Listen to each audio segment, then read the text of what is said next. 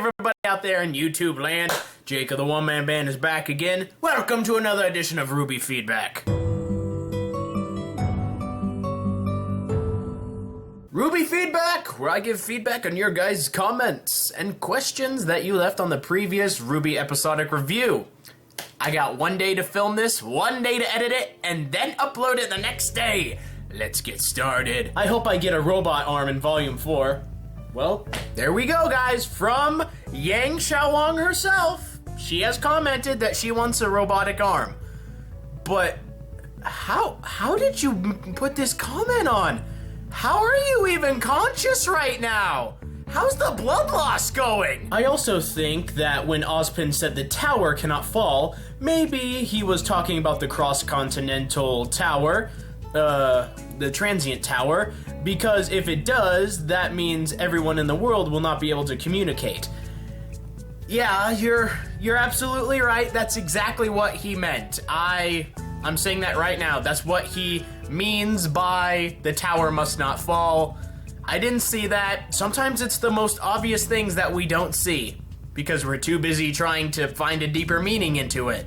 So thank you for bringing that to light and showing me that. Is it tradition for Yang to get her butt kicked in the second to last episode to get saved by a black-haired woman?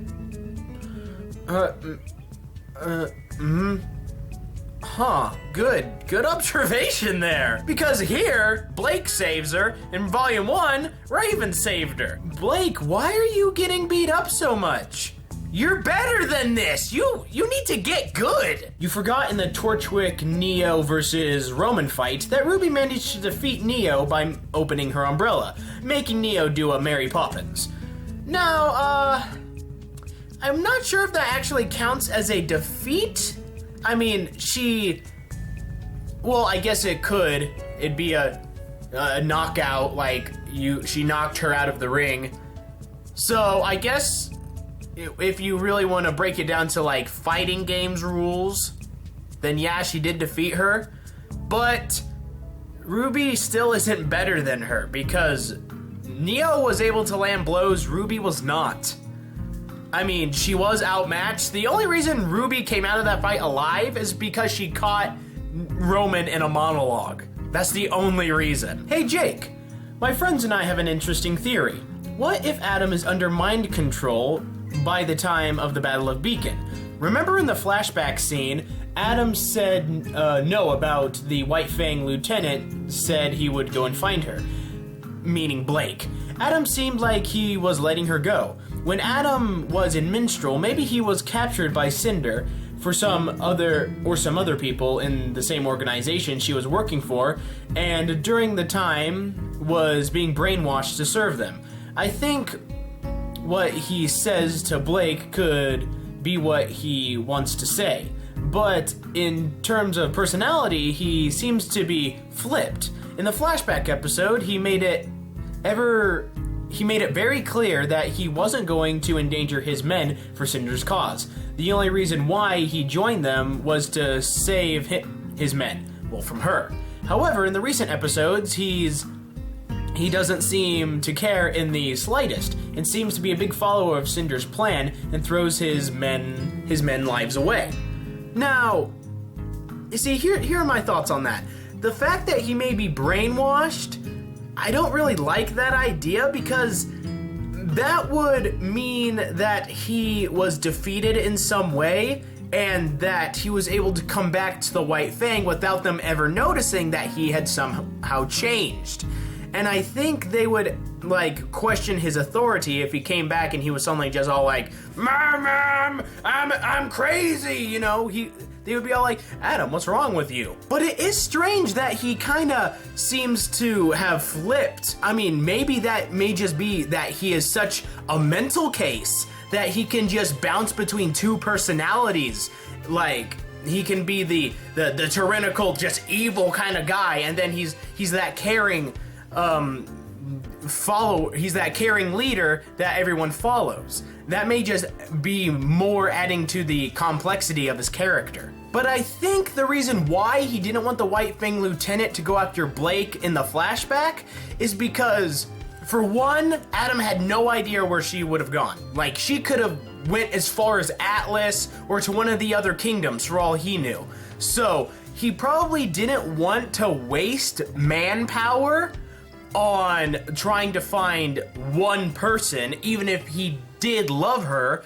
He probably assumed that, oh, she just ran away, she'll come back eventually, and stuff like that. There's no need to waste manpower when it could be used to do other things. You gotta remember that he is a leader of the White Fang, and he can't play favorites with just one, even though he loves her. He needs to think about the cause, and he has stated, like in the episodes, that his is a cause of revolution, and, you know, this could have been our revolution together. You know, his concept of revolution seems to be higher on his priorities list than Blake. It isn't until he discovered that, oh, Blake is at Beacon Academy, that he was just like, okay, fine, I'm just gonna bring her back forcefully because I know that she's actually here.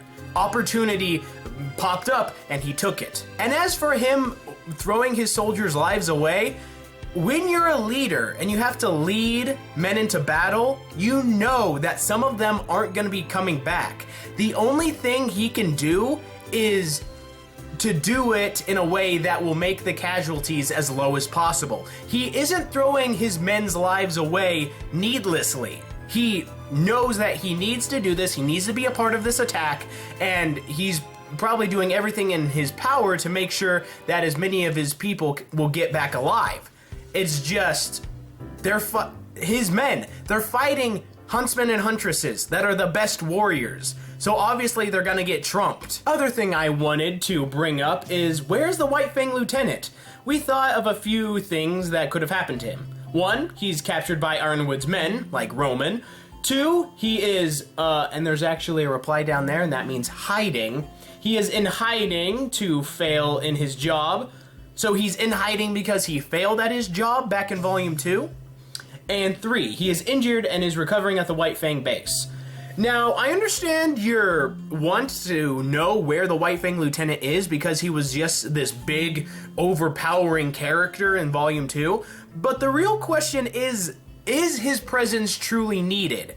I mean, we have Adam in these episodes. Do we really need the White Fang Lieutenant? Adam is scary by himself. And what would the White Fang Lieutenant really be doing? Like, engaging in a fight with the other, like, secondary characters? Then we would have to take concentration away from what's happening with Blake, and with Adam, and with Yang, and with RWBY, and, you know, and with Ozpin down in the vault. We would have to take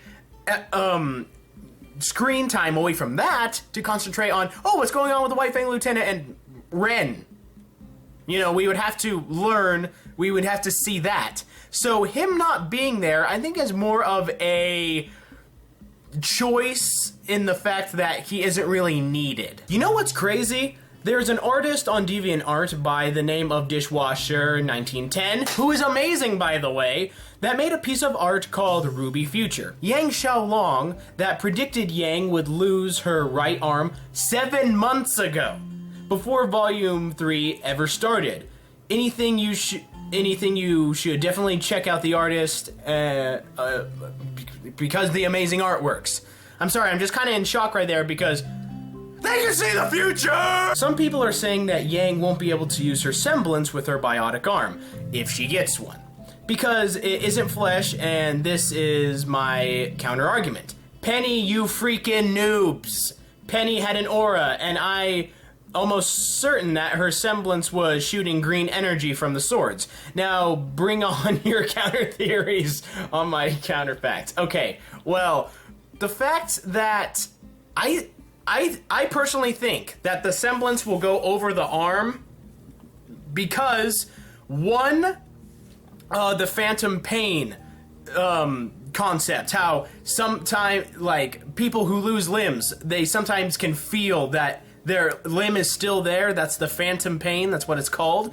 I mean, if they slap an arm on there, and that will pretty much take the place of her limb that she lost. So essentially, her aura will, like, go over it and be like, oh, well, you know, there's a replacement, but it'll do. But then you also gotta remember, the aura is the manifestation of one's soul.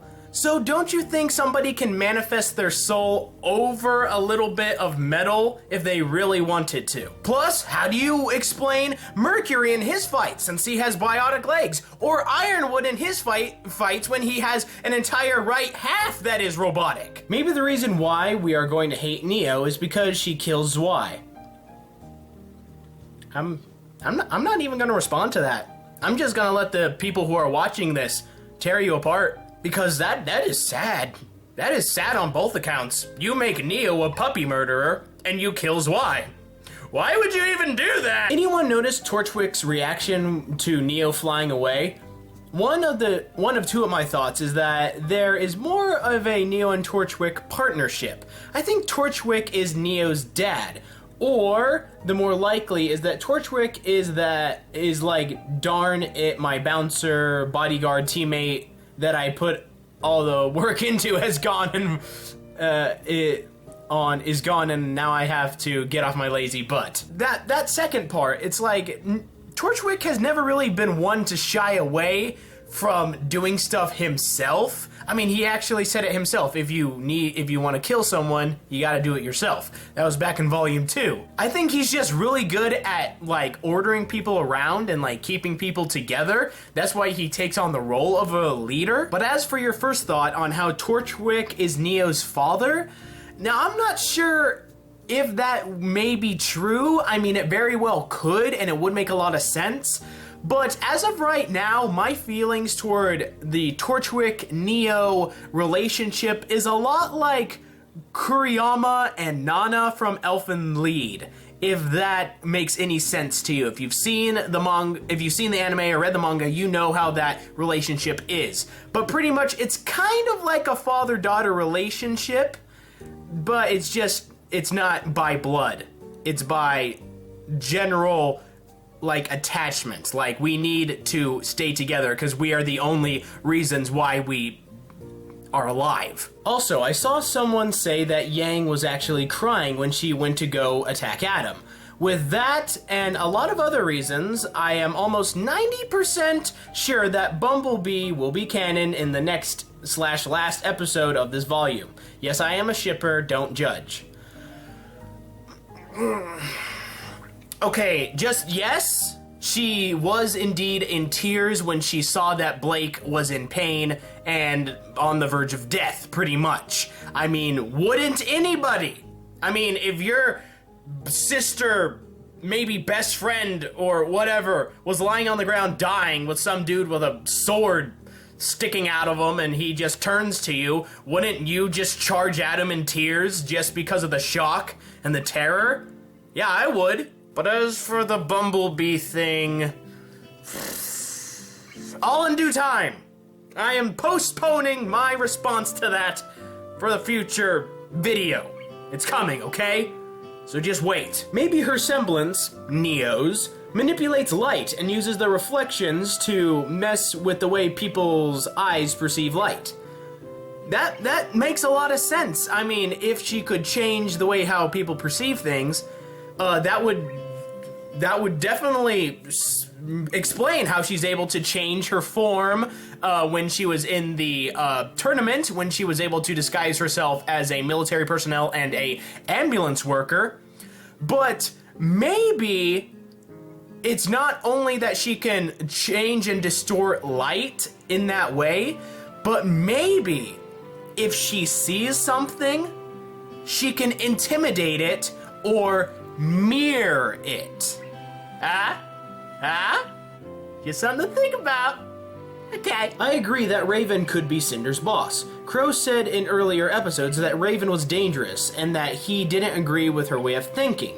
That disappointment could have Ozpin, where while Ozpin aligns himself with him, Raven could have thought how not only Oz, but how the kingdom's work is wrong, which would explain why she left Yang and Tai Yang in the past, as well as making her random appearance on the train of Volume 2 not so random. So what you're saying is that Raven doesn't agree with Ozpin's way of thinking, and in doing so doesn't agree with the kingdom's way of thinking, And so that's why she wants to change the world with Cinder. Yeah, makes a lot of sense. I agree with that. Question for Jake. Where do you think Emerald is? We know Merc is filming what's happening, but we saw her wavering, so will she help out Ozpin or one of the other heroes? No, I don't think she will. I think she's still gonna remain loyal to Cinder. But I think the real question here is, why are you concerned about Emerald when the fact that Yang lost an arm, Blake got stabbed, Roman is dead, and all this other crap is happening? Why the hell would you care about Emerald? Nobody cares about Emerald. She killed Penny. I really think the Bumblebee ship is halfway confirmed from Adam's line. Everything you love, starting with her. I am not normally a shipper, but come on. It would not be a weird thing for Rooster Teeth to do, and it would be great for the characters. Well, have you ever stopped to wonder that there are more than one type of love? I mean, I'm only saying. There are reasons why I think this way, and I'm gonna explain it in another video, okay? You just wait for it, okay? There are reasons why. No. Not even gonna get into an argument, angry rant. No.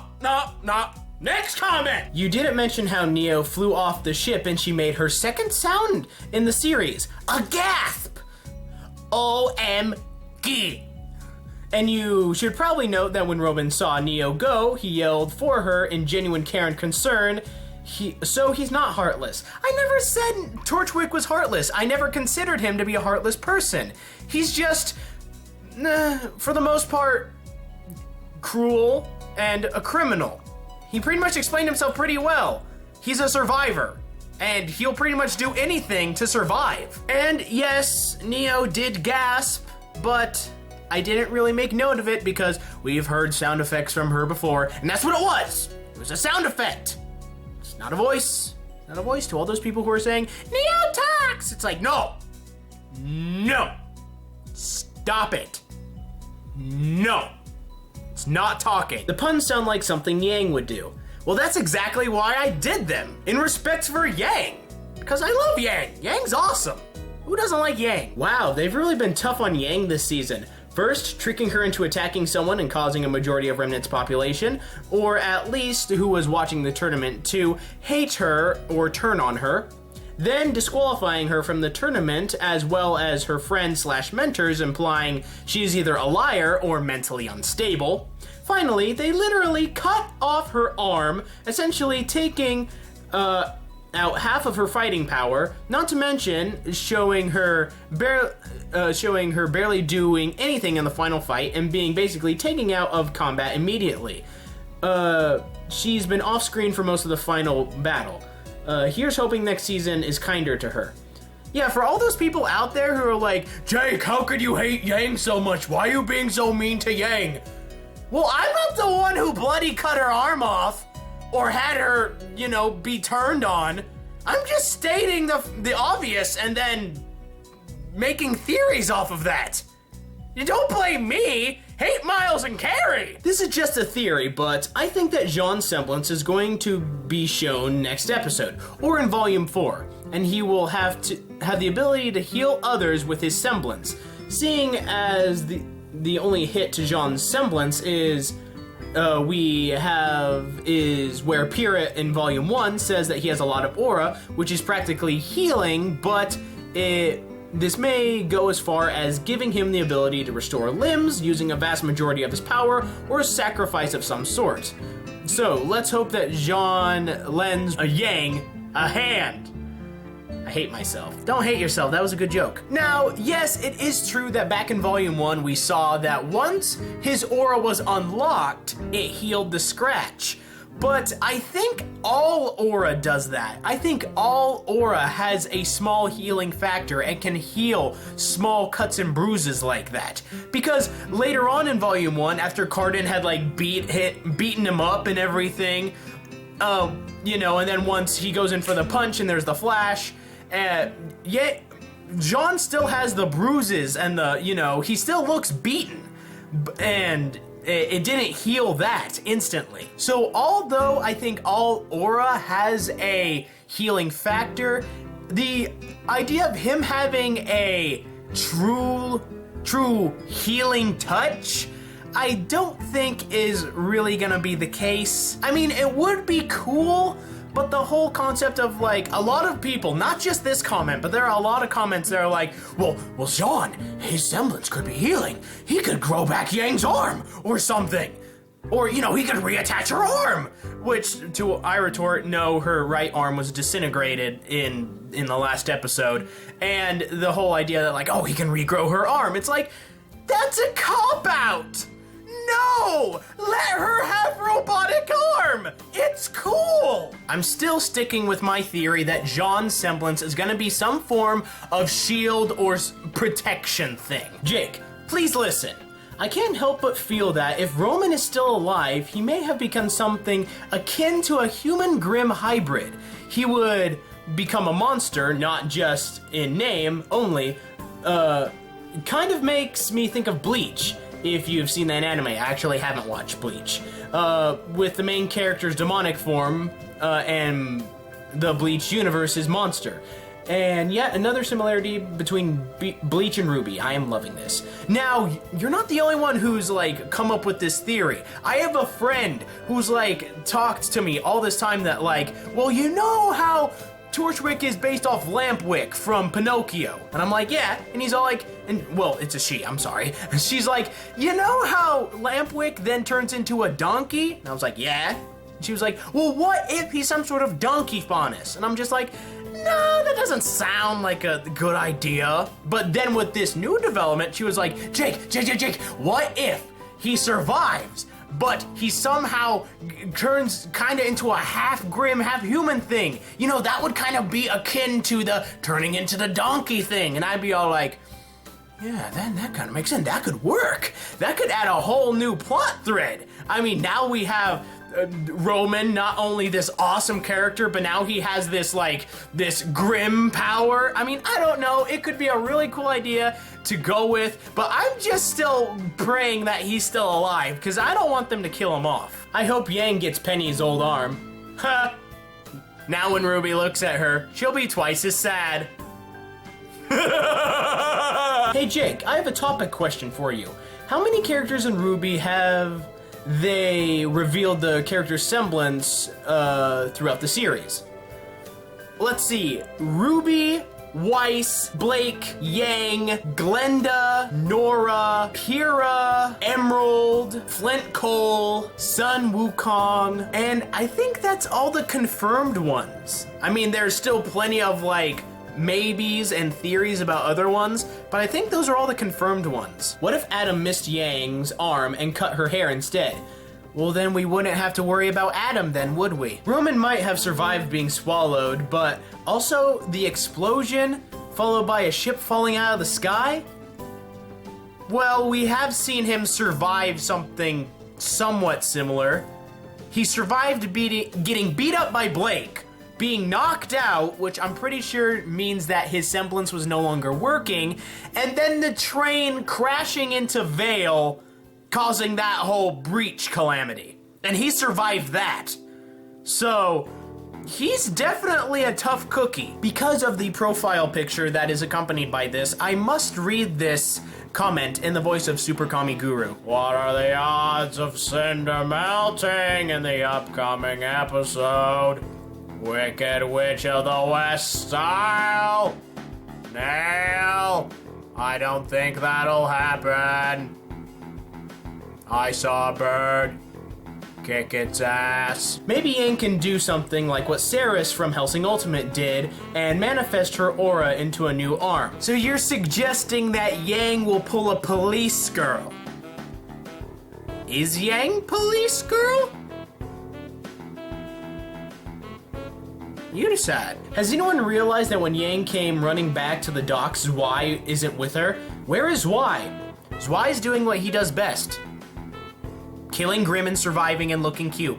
He probably went off to go find Oobleck, make sure he was okay. So since we now know that Rooster Teeth is recycling songs, what would be the best one for Ozpin and Cinder? Well, I don't think technically they recycled I May Fall. I May Fall wasn't truly in Volume 2.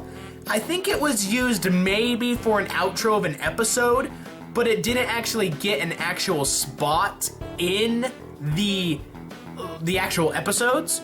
But if you really want to split hairs, the original concept for Volume 2 was supposed to go into the Vital Festival. So it's very much possible that Volume 2 and Volume 3 were actually supposed to be originally one volume. It's just once they had to actually go write it down and do everything that they just had to split it up into two. I think that this episode is going to end like Empire Strikes Back. Yes! Definitely! That is what I was hoping this volume was going to end like, was Empire Strikes Back.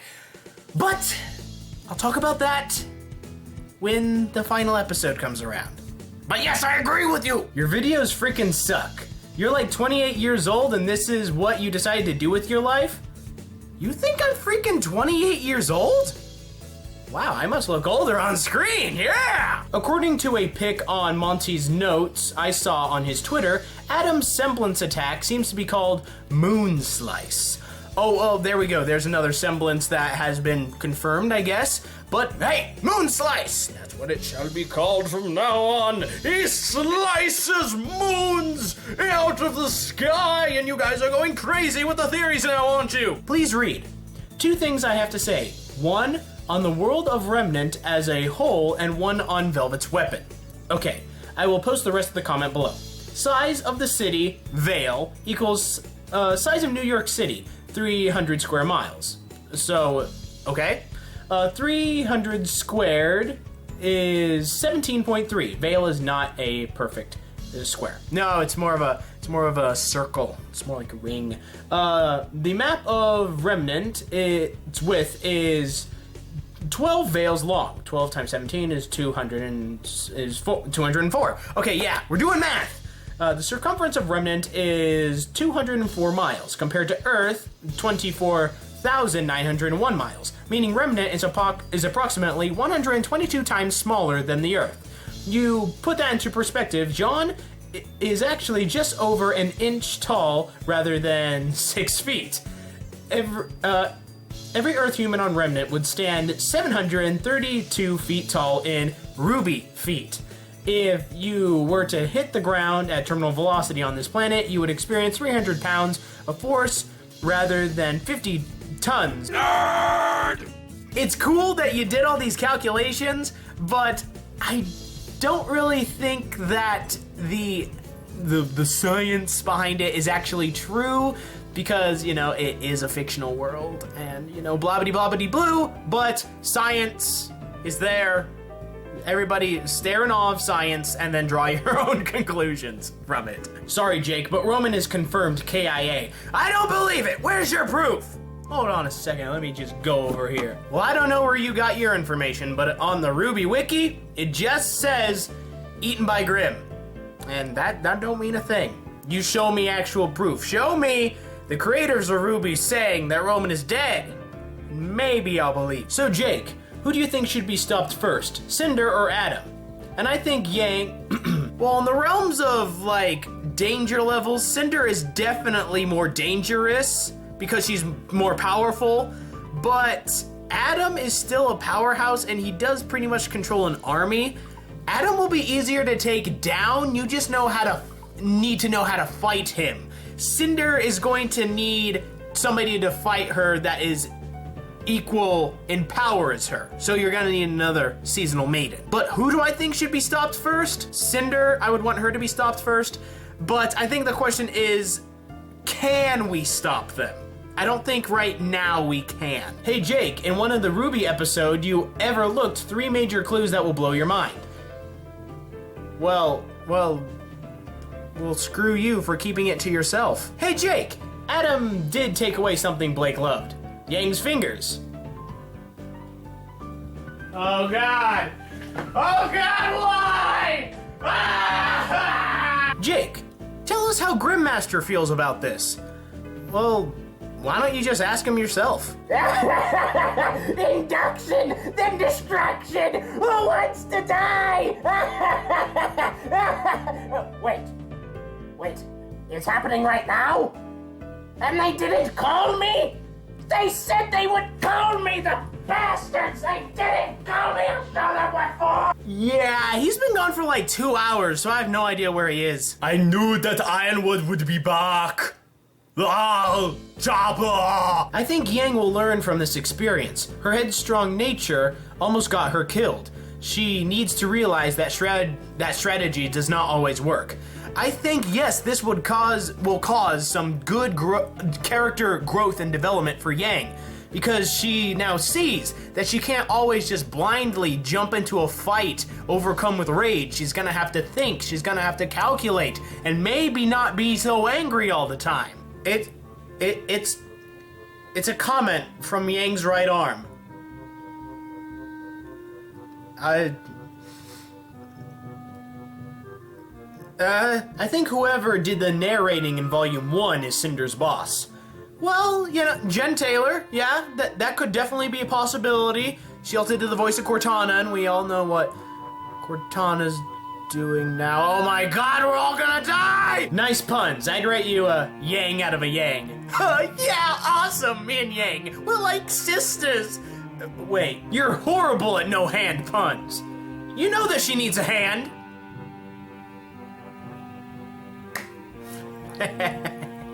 Jake, please read! I think Crow might fight Adam. Think about it. Ruby and Crow are going to find out about Yang's arm. Crow might go after Adam for cutting off Yang's arm, since Ruby can't do anything. Well, Ruby can do something. I mean, she's still perfectly able to fight. But I don't think Crow would go after Adam in a form of rage and revenge. I mean, he would definitely be worried about Yang, but what he needs to concentrate right now is getting Yang out of there, getting everyone out of there. He was told to evacuate Beacon, and that's what I think he'll do. He isn't overcome by emotion a lot like Yang is. Ruby might try to go do something, but I think Crow will be the one to try to stop her. Are you ready for a possible cliffhanger for the RWBY Volume 3 finale? Ready? I'm expecting it. And since we didn't get enough in my episodic review, here's some more Yang arm puns. Yang got her ass handed to her. Gotta hand it to Yang for trying to fight Adam. I guess she got too Yangry. I want Yang to wake up and say, hey, need a hand? Cause I do. Blake got stabbed in the Adamin. Things are getting out of hand for Yang. I don't know why everyone is freaking out about this episode. I thought it was very harmless.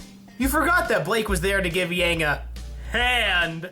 I guess you can say that this episode got out of hand. And I think Yang will be all right with what's left of her. We really need to give a hand to Yang. Adam beat Yang single-handedly. Looks like Adam was just too much to handle. This episode was Armageddon. Alrighty guys, that's going to end this feedback video. Did you know that there were over 1,000 comments on this one video? That is a lot. Oh my gosh. Okay, so I hope that you enjoyed this feedback video. So the finale is coming up.